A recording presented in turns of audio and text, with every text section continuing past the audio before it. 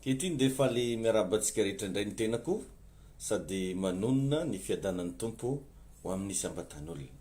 Fitahin'Andriamanitra ne ho amintsika rehetra, ho aminareo menakavy, ho amin'ny ankohonanao, zay rehetra anananao.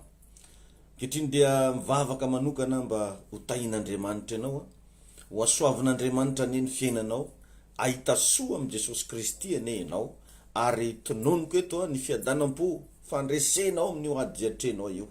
Manonona sady amin'izay rehetra tokantrano mandreny afatra, ahita fagagana, andray fagagana, andray fandresena, naiza misy ianao na eto Madagasikara na ampitan-dranomasina, naiza na rano an'izao fandaran'izao, tononoko sady ny fiampitaon-kery avy amin'Andriamanitra iampito amin'ny fiainanao.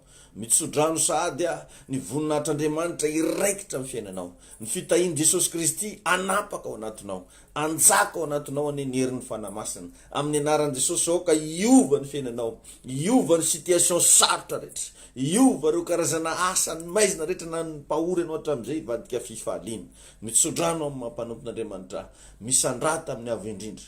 Aoka ianao atoky an'Andriamanitra fa androany fotoana novany ny fiainanao.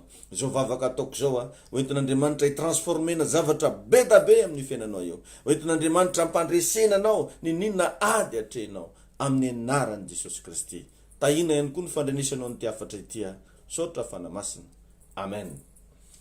Androany moa dia hianatra antsika sekre anankiray hoe meteza ho mpianatra. Meteza ho mpianatra. Io moa kiravagna anisan'ny zavatra anankiray hitatsika tsara fa na ao anatina fiangonana ara, misy ny antsoina hoe mpiandraikitra ary misy ny antsoina hoe mpinotsotra. Tamin'ny andron'i Jesosy ihany koa nisy karazana pino be da be, reo le teneniny hoe minoan'i Jesosy tompo dia ho vonjena ianao sy ny ankonanao. Fa misy kosa karazany zay nataon'Andriamanitra niavaka mihitsy dia tsy inona fa ny mpianatra. Zay mba atoroko anao eto androany.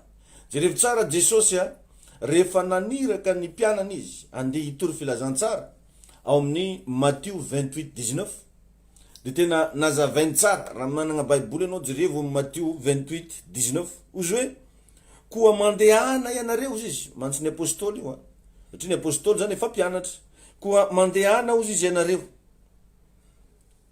mandehana ianareo ka ataovy mpianatro ny firenena rehetra. Mandehana ozy ka ataovy mpianatro. Izy tsy niteny hoe ataovy mpino, izy tsy niteny hoe avadio kristianina fotsiny, fa ozy hoe ataovy mpianatro ny firenena rehetra. Dia ho azavaiko aminao eto androany moa hoe ohatrindrony ahoana ianao mpino sy ohatriny ahoana ianao mpianatra. Jerevy tsara fa mipresizeny Jesosy tsara hoe tsy atao kristianina ny firenena rehetra, fa ozy hoe ataovy mpianatra. Satria ny mpianatra ihany no voatendry ho amin'ny transformation. Raha vao ianao manaiky ho mpianatra, tsy maintsy misy transformation ny fiainanao. Jerevy salamindry Petera mpanarato trondro taloha lasa mpanarato olona. Ry Mattio mpamory hetra dia lasa mpanarato olona, mpitory filazantsara. Ry Lioka dokotera ny transformen'Andriamanitra lasa mpitory filazantsara. Be da be ao anaty baiboly misy an'izany. Ka raha ianao manaiky ho mpianatra, mazava ho azy tsy maintsy misy transformation ny fiainanao. Dia jereo fa tamin'ny andron'ny Adama aza dia nampianatra azy Andriamanitra ny tokony ataony sy ny tsy tokony ataony. Hoe reto ry Adama ny tokony ataonao, reto ny tsy tokony ataonao. Jereo anefa fa anisan'ny zavatra spesialiteny devily mandeha mangalatra. Jaona toko 10:10, mpangalatra tsy avy raha tsy angalatra. Jerevinao tsara zany fa Satana dia tonga angalatra foana ny zavatra tsara zay ampianarina anao eto. Mba imagineo nge zay ny amaronana fampianarana efa nizareko anao hoe raha ohatra rehefa ka mba tena ampiarinao amin'ny fiainanao regny za milaza aminao fa tsy maintsy misy transformation eo amin'ny fiainanao. Ary za dia tena mba mitsodrano mba ho isy an'izay karazana transformation zany ane eo amin'ny fiainako sy eo amin'ny fiainanao. Tsy tokony hiain'olona fa tanontany ianao fa raha mba heninao le zavatra tenen'le olona, ndanina mba ataovy pratika, ndanina mba aplikeo eo amin'ny fiainanao. Ary zao koa zavatra anankiray mba tadidio mila mitandrina tsika ny amin'ny olona rehetra zay miresaka amintsika satria Satana tsy avy raha tsy angalatra. Matetika ianao ohatra hoe mahazo fampianarana sahala amin'izao atoroko anao zao, mihaino zavatra hafa indray ianao ohatra ny fanohatra indray ny zavatra resahana. Nefa ny heninao tsara, tsapanao tsara fa mahasoanao le zavatra atoronao eto. Ka mba mitandrema zany ralasena mba fa tsy tokony hain'olona zay tsy mitaizany ara-panahinao ianao satria tsy mitondra anao any amin'ny plasin'ny mpianatra zany. Mba meteza ianao mba iaino tsara, miteza anao mba hankato ny olona zay mitaiza ny ara-pananao. Fa matetika misy karazan'olona andeha angalatra foana an'izay karazana fahasoavana, angalatra reo karazana fampianarana zay efa niraisinao. Mampianatra moa za eto de ary za koa rehefa mampianatra tsy hoe pour mon avantage, fa mampianatra ho atsika rehetra, satria za de pasteur na firaisana, izy io na firaisana, zany hoe ho an'ny olona rehetra fa tsy ho ana rery. Ka mampitandrina anao zay manana fiangonana, manana ray aman-dreny ara-panahy, enoy tsara ny zavatra lazain'ny olona zay mitaiza ny ara-panahinao. Araha tsara ny instruction zay omeny, fa tsy zay rehetra miresaka aminao de tena hoentinao anovana ny zavatra zay efa nitezananao. Ohatra zao misy zao fiangonana, nitezainy ianao tamin'ny hoe misaron-doha, arao hatramin'ny farany, taona nampiovanao, taona nasitranana anao, taona nefen'Andriamanitra anao, arao zany fa tsy hoe na iny fampianarana andrinao tariam-badika tsy mahazo manao saron-doha de narianao saron-dohanao nefa anao sady mivavaka ihany. Tadidio tsara zany zavatra teneniko zany fa eto de mifampitaiza atsika eto fa tsy hoe ifampitady tombotsoa. Jerevinao tsara fa i Adama no mpianatra voalohany. I Adama no mpianatra voalohany, nefa ny afara tamin'ny échec. I Abrahama ihany koa de nandalo fianarana, fa zao nankato i Abrahama.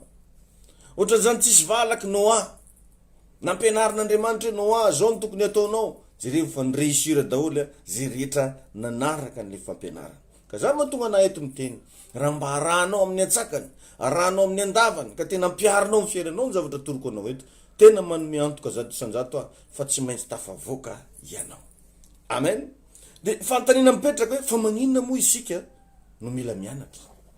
Jereo tsara fa na ny baiboly ara miteny fa tsy tsara ozy raha tsy manam-pahalalana ny fanahy.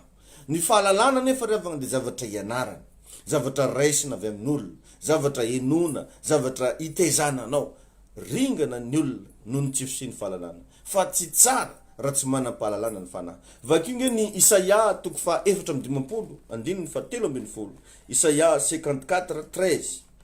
Raha mba ao ny baibolinao ndo mba vakitsika vetivety miaraka. Isaia 54:13. Ozy ny baiboly eto hoe, ary ny zanakao rehetra de ho samy efa nampianarin'i Jehova, ka de ho be ny fiadanany zanakao.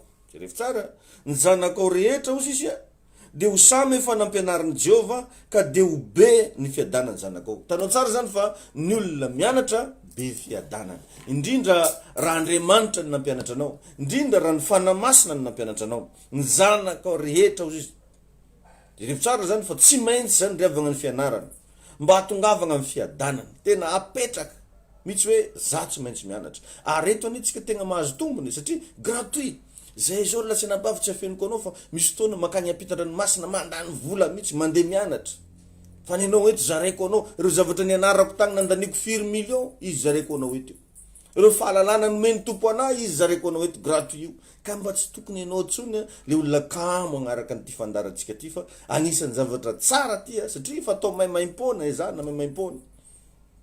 Zanaka rehetra zany tsy maintsy mianatra raha teo mba hatongavagna amin'ny fiadanana. Ka tsy kisendrasendra ny fahombiazana, fa tsy maintsy misy zavatra tsy maintsy nianarana tao. Matoa misy olona hitanao mahomby, nianatra toetra makany amin'ny fahombiazana izy, nianatra zavatra makany amin'ny fahombiazana izy. Ireo zavatra hitanao hoe en excellent androany de nisy karazana fianarana tao. Ary zay matetika ampianariko fa ny fotoana ianarana hoa tsy temps perdu fa temps investi.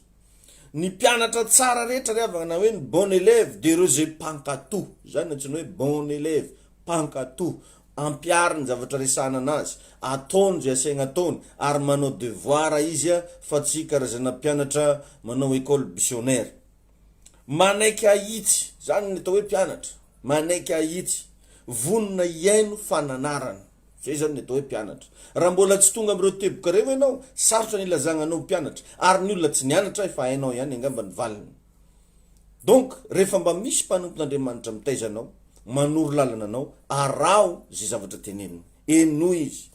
Ok anao mba ho mpankatoho, ok anao mba anaiky zay rehetra,